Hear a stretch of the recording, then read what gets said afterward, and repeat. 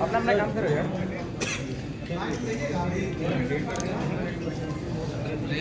Sir आप इतना काम कीजिएगा कि बस इसके अंदर ना आना चाहिए, बस ये डायरेक्ट जो 9 to 6।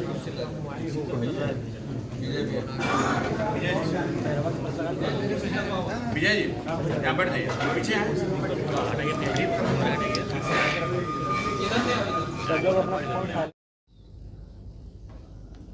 देखिए, कार्यक्रम हमारा पूरे बिहार का है। पार्टी की ओर से तय किया गया कि बिहार के सभी जिलों में बारी बारी से चलना है,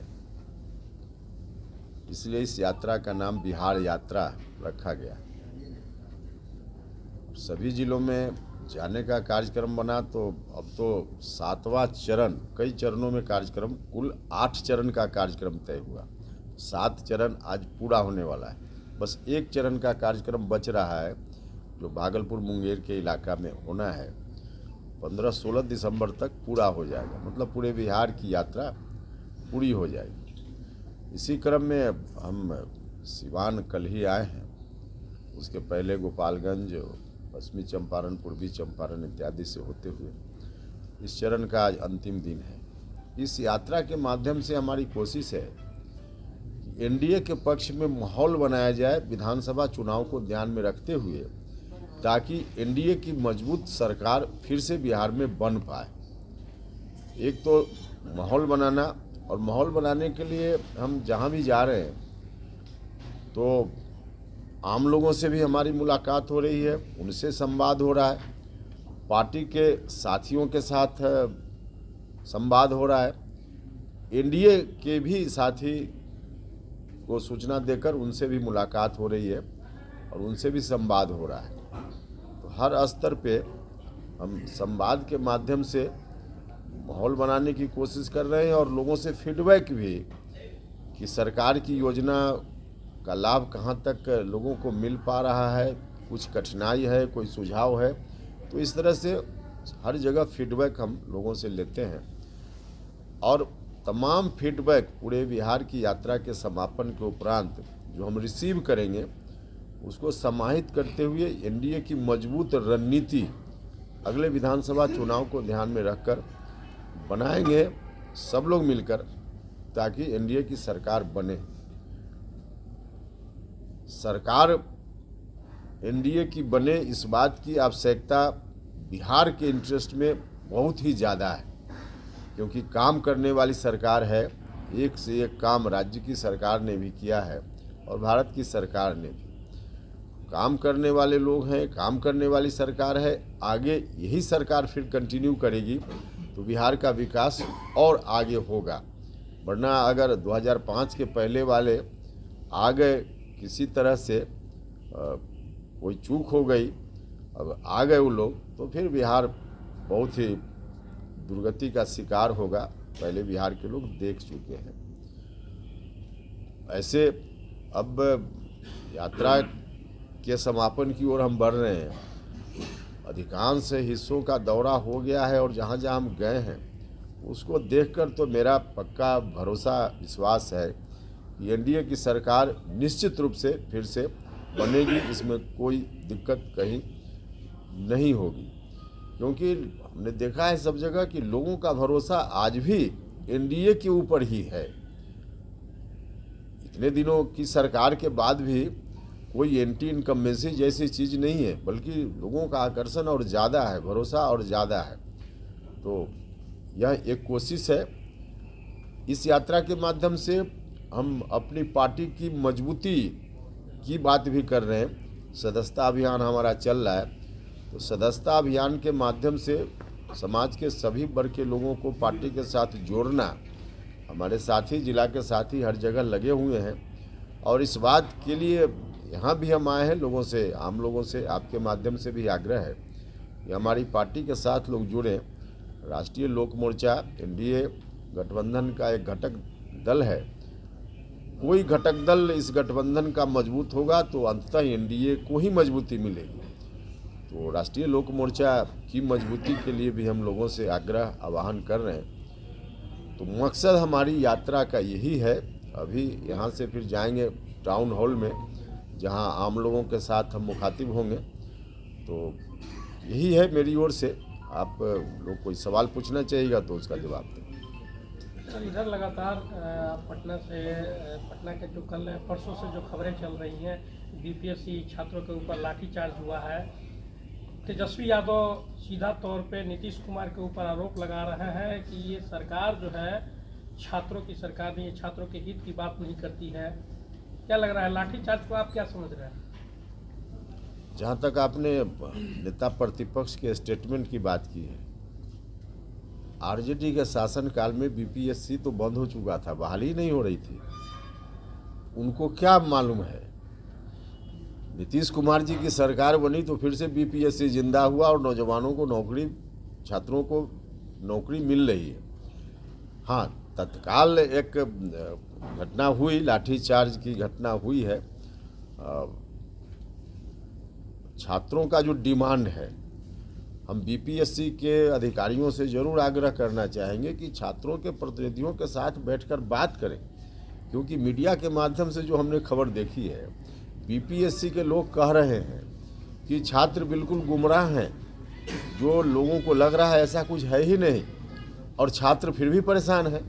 तो छात्रों की परेशानी को एड्रेस करना ही चाहिए और बीपीएससी के अधिकारियों को छात्रों के प्रतिनिधि के साथ बात करनी चाहिए और मिल बैठ कर के और कोई न कोई इसका सॉल्यूशन निकालना चाहिए। उपेंद्र कुशवाहा जी सभी जगह घूम रहे हैं, सब जगह देख रहे हैं, लोगों का मूड मिजाज भी टटोल रहे हैं। क्या लग रहा है इस बार बिहार में उपेंद्र कुशवाहा जी कहाँ तक रहेंगे? उपेंद्र कुशवाहा जी कहाँ रहेंगे यह सवाल नहीं है, सवाल है बिहार के इंटरेस्ट का, और बिहार के इंटरेस्ट में है कि एनडीए की सरकार फिर से बिहार में बने। और इस दृष्टि से जब हम देख रहे हैं, हमने कहा कि अधिकांश जिला का दौरा तो अब मेरा हो चुका है, कुछ ही बचा हुआ है। तो जहाँ जहाँ गए हैं, एनडीए के प्रति लोगों का भरोसा बहुत ही है, आकर्षण और बढ़ा है पहले के कंपैरिजन में, ऐसा मुझको लगता है। तो इसलिए एनडीए की सरकार बने, हमारी कोशिश यह है और बनेगी। विश्वास भी अंदर से लोगों की बातों को सुनकर, देखकर मेरा विश्वास बढ़ा है। सिवान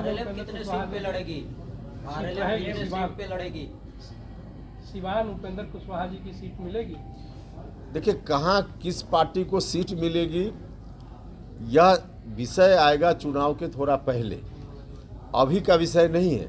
चुनाव के पहले हम लोग बैठकर, एनडीए के सभी लोग बैठकर तय करेंगे कि कौन सीट, कौन पार्टी, कितनी सीटों पर कौन पार्टी, यह विषय उस समय का होगा और जब तय करेंगे तो बताएंगे। फिर अभी तो कुछ तय नहीं। एनडीए का नारा है कि 2025 में 225 सीट जीतेंगे, उसमें आरएलएम की क्या भूमिका रहेगी? आरएलएम की भूमिका तो कर रहे हैं ना, हर जगह जाकर उसी के पक्ष में तो बात कर रही है। यही तो भूमिका। अब कितनी सीटों पर लड़ेगी इसका जवाब तो हमने दे दिया ना, कि आरएलएम सहित और भी एनडीए का कोई घटक दल आज की तारीख में तय नहीं है। चुनाव के कुछ पहले हम लोग तय करेंगे और तय करेंगे फिर बताएंगे। आरएलएम को सम्मान मिलेगा एनडीए में? जिस तरीके से आरएलएम का वोट परसेंट है, जिस तरह भाई सबको सम्मान मिलेगा। एनडीए घटक दल में जो भी पार्टी है सबको सम्मान मिलेगा। स्वाभाविक रूप से राष्ट्रीय लोक मोर्चा को भी सम्मान मिलेगा। चुनाव आता है तो ये देखने को मिलता है कि उपेंद्र कुशवाहा जी यात्रा पे हो जाते हैं, नीतीश कुमार यात्रा पे हो जाते हैं, नेता प्रतिपक्ष यात्रा पे हो जाते हैं, लेकिन ऐन चुनाव के समय आप एनडीए की बात कर रहे हैं कि एनडीए को मजबूत कर रहे हैं, लेकिन जब चुनाव आता है तो उपेंद्र कुशवाहा जी निराश हो जाते हैं। नहीं, कभी निराश हम नहीं होते हैं। आप लोग खबर फैला देते हैं निराश होने, कभी हम निराश नहीं होते। जहाँ बातचीत का प्लेटफॉर्म होता है वहाँ स्वाभाविक रूप से हर दल अपना हिस्सा ज़्यादा चाहता है। कोई भी दल, सिर्फ हमारी पार्टी नहीं, बाकी पार्टी में, न सिर्फ इस गठबंधन में बल्कि और किसी भी गठबंधन, यह तो स्वाभाविक सी चीज़ है।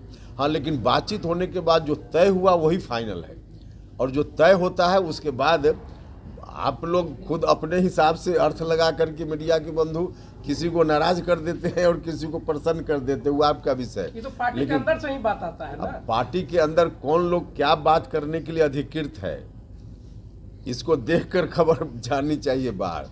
अब ऐसे ही कोई अर्थ लगा लेना यह मुनासिब नहीं है। हम अपनी ओर से इतना हम आपको बताना चाहते हैं इस संदर्भ में कि कभी इन चीज़ों को लेकर मेरे मन में निराशा का भाव नहीं रहता है और न इस बार रहेगा। सर बिल्कुल नहीं। सदस्यता अभियान आपका बहुत तेज चल रहा है, क्या लग रहा है पूरे बिहार में कितने सदस्य अब तक हो चुके हैं जो पार्टी को एक पूरा मजबूत कर सके? देखिए, अभी तक उसकी संख्या का कोई आकलन हमने पूरे बिहार के स्तर से हमने किया नहीं कितना हो गया है, लेकिन अभी चल रहा है क्योंकि प्रोसेस में है। पूरा होगा तो फिगर आवेगा हमारे सामने। हाँ, लेकिन हर जगह लोग सदस्य बन रहे हैं, समाज के सभी वर्ग के लोग सदस्यता ले रहे हैं। हाँ, आप इधर से कुछ पूछना चाहिए। अब देखिए, हम आरएलएम की मजबूती के लिए सदस्यता अभियान की बात कर रहे हैं और हमने जैसा कि कहा कि एनडीए घटक दल में कोई पार्टी मजबूत होगी तो स्वाभाविक रूप से एनडीए को ही मजबूती मिलेगी। तो दोनों बात हो गई ना, हम अपनी पार्टी की मजबूती के लिए भी घूम रहे हैं और एनडीए की मजबूती के लिए भी, दोनों बात इसमें एक साथ है। अभी सर एनडीए का बैठक भी आप किए हैं, एनडीए के नेताओं के साथ बैठक किए हैं, क्या लग रहा है एनडीए की बैठक जब किए तो क्या कुछ उन लोगों को टिप्स अप दिए, कैसे क्या? देखिए, कोई औपचारिक बैठक के रूप में नहीं था, लोगों से एक मुलाकात, जिस जिला में भी हम जा रहे हैं और बाकी दूसरे भी माननीय मंत्री जी लोग आ रहे हैं या एनडीए के कोई और नेता, तो सब लोगों के बीच एक सहमति यही बनी है कि जो भी जहां जाएं तो एनडीए घटक दल के दूसरे लोगों को भी सूचना रहे और लोग आकर के मिलें, बातचीत करें।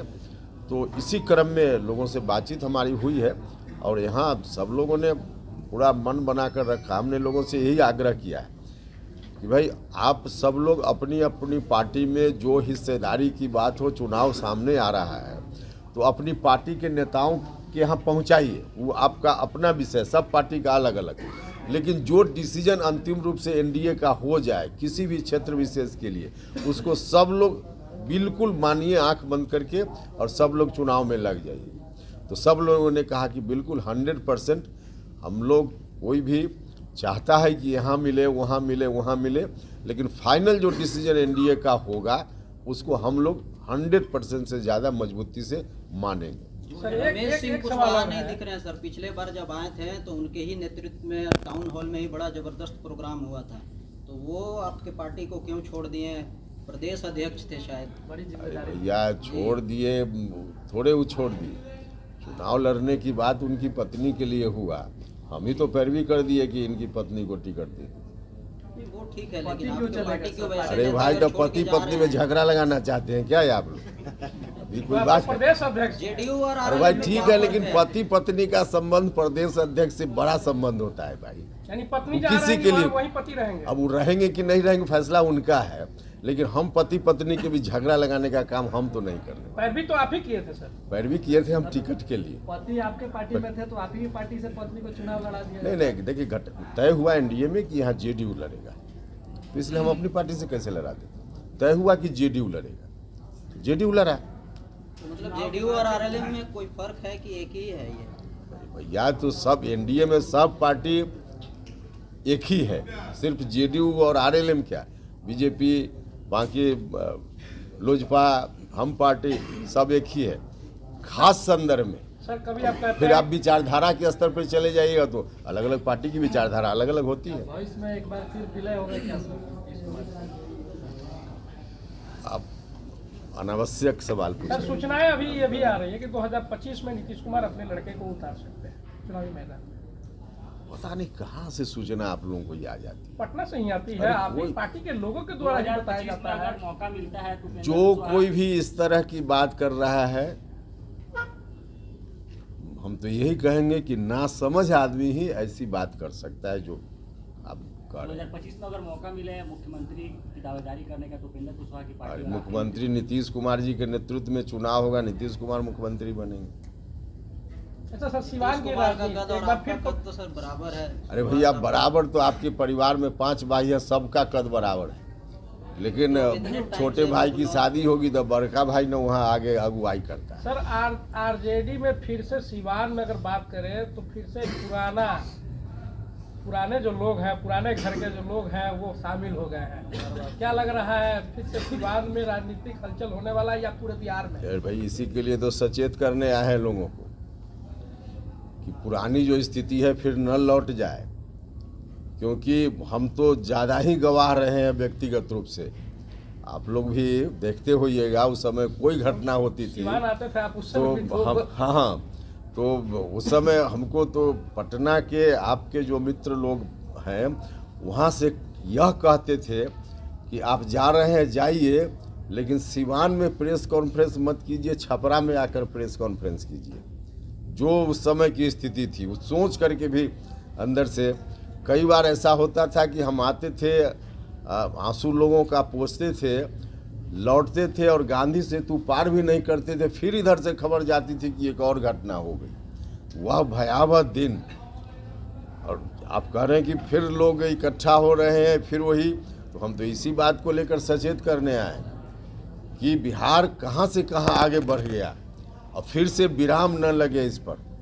इस बात का ध्यान रखते हुए एनडीए को हर तरह से, यहाँ अभी मिले थे एनडीए के घटक दल के कई नेता, सब लोगों ने कहा कि 8 में 8 सीट हम लोग एनडीए में जिताएंगे। तो हम तो, हमारी कोशिश तो यही है। सर, अंतिम सवाल है कि नीतीश कुमार पे उपेंद्र कुशवाहा को विश्वास है?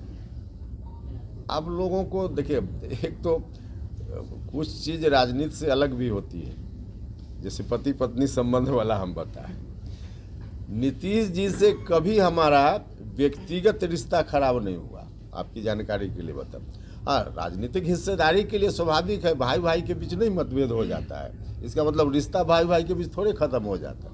तो व्यक्तिगत रिश्ता मेरा कभी खराब नहीं हुआ, इसलिए जो आप सवाल कर रहे हैं उसका कोई बहुत मतलब नहीं। सर, 2025 में प्रशांत किशोर की क्या पे बहुत ही मुखर होकर आंदोलन करते रहे हैं। देखा जा रहा है कि आज भी जजों की जो डिसीजन आ रहे हैं उस पर सवाल उठ रहे हैं, जैसे कि संभल हो गया और अजमेर का जो डिसीजन आया है उस पर उपेंद्र कुशवाहा की क्या राय है? देखिए, डिसीजन कहाँ क्या आया है, उस खास डिसीजन के बारे में कोई कॉलेजियम सिस्टम को जोड़कर हम नहीं बता रहे हैं, लेकिन कॉलेजियम सिस्टम तो बिल्कुल गैर संवैधानिक व्यवस्था है ही। गैर संवैधानिक ही नहीं, गैर लोकतांत्रिक व्यवस्था भी है। और वह संस्था, जो संस्था देश में सबसे बड़ी संस्था है, न्याय देने की जवाबदेही जिसके ऊपर है, और वही अन्यायपूर्ण स्थिति है। हम तो बिल्कुल सोच समझ के यह स्टेटमेंट देते रहे, हम पार्लियामेंट में भी, पार्लियामेंट से बाहर भी। तो उस व्यवस्था में बदलाव तो होना ही चाहिए। उस व्यवस्था में बदलाव नहीं होगा तब तक मुकम्मल न्याय वहाँ से नहीं मिल पाएगा, जो नहीं मिल रहा है। सर, प्रशांत किशोर को 2025 में सर और कार्यक्रम है तो उसमें कोई, अभी देख न लिए आप, चुनाव हुआ था बिहार में 4 जगह। अरे आप अब चुनाव जो 4 जगह हुआ बिहार में तो देख न लिए, अब इसमें क्या कहना है? सामने है। प्रशांत किशोर कह रहे हैं कि उपचुनाव था, उसमें भी हम लोग जीत गए हैं। तेरा सब बारी बारी। बिहार यात्रा आपने शुरू की है अभी तक अहम मुद्दा क्या लगा बिहार में यात्रा के दौरान? देखिए, अहम मुद्दा तो डेवलपमेंट ही है ना। डेवलपमेंट में हर सेक्टर में डेवलपमेंट हुआ है। 2-3 विषय ज़्यादा महत्वपूर्ण है, जिस पर राज्य की सरकार को अब ज़्यादा ध्यान देने की ज़रूरत है। उसमें एक शिक्षा का है, स्वास्थ्य का है, नौजवानों के रोजगार का है। निश्चित रूप से पहले से ज़्यादा ध्यान गया भी है सरकार का। आपको याद होगा आप सब लोगों को कि शिक्षा में सुधार के लिए भी हम आंदोलन चलाते रहे, और जो डिमांड हमारा उस समय था, अगर पुराना पर्चा किसी के पास हो तो निकाल कर देखिएगा। पहला डिमांड हमारा था कि शिक्षकों की बहाली बीपीएससी से कराइए। वह जो हो रहा था पहले उसको बदलिए। सरकार ने मान लिया, अब बीपीएससी से शिक्षकों की बहाली हो रही। मतलब कि सरकार ने ध्यान देना शुरू किया है शिक्षा में, और पहले के कंपैरिजन में बहुत सुधार हुआ है, लेकिन अभी बहुत कुछ करना है। तो एक शिक्षा का सवाल, स्वास्थ्य का सवाल भी बड़ा सवाल है गरीब लोगों को, लेकिन उसके लिए भी 5 लाख रुपया तक फ्री में भारत की सरकार ने इंतजाम किया। उस दिशा में भी काम हो रहा है, लेकिन इस पर बहुत काम बिहार में करने की ज़रूरत है। नौजवानों के रोजगार का सवाल भी है, इस पर भी बहुत काम करने की ज़रूरत है। तो मुख्य रूप से यही सब विषय हैं जो लोग बता रहे हैं। BA, BCom, BSc, MA, MCom करें विश्व की सबसे बड़ी यूनिवर्सिटी इग्नू से। सॉल्व असाइनमेंट्स और गाइड बुक्स प्राप्त करें। संपर्क करें Mahakal computers, DAV PG college के पास, पंच मंदिरा मोड़ से दाहिने, Siwan. RS James and jewellers, जहां आपके लिए हॉलमार्क जेवर एक से बढ़कर एक डिजाइनों में उपलब्ध हैं। वहीं लेनी हो गोल्ड, डायमंड या चांदी के जेवर तो आज ही चलें सिर्फ और सिर्फ RS जेम्स एंड ज्वेलर्स। सबसे विश्वसनीय shop, Lal Palace, station road, Siwan. Mobile number 9572658649 और 7979869474। आम से लेकर खास लोगों के लिए खुशखबरी। अगर आप भी अपने सपनों का महल बनाना चाहते हैं तो माँ विंध्यवासिनी प्रॉपर्टी दे रहा है ये सुनहरा मौका। गोरखपुर स्टेशन से महज 5 किलोमीटर की दूरी पर, गोरखपुर एयरपोर्ट से 4 किलोमीटर की दूरी पर, कुसुमी बाजार, गायत्री नगर छावनी स्टेशन से 1 किलोमीटर की दूरी पर, पादरी बाजार निकट मोहनापुर पादरी बाजार, दहला जंगल, छत्रधारी टोला निकट करम ITI के पास तथा अन्य जगहों पर आवासीय जमीन उपलब्ध है। आवासीय प्लॉट एवं घर मकान लेने हेतु संपर्क करें। माँ Vindhyavasini property, Gorakhpur CM city. हमारे यहाँ 70% तक बैंक लोन की सुविधा भी उपलब्ध है।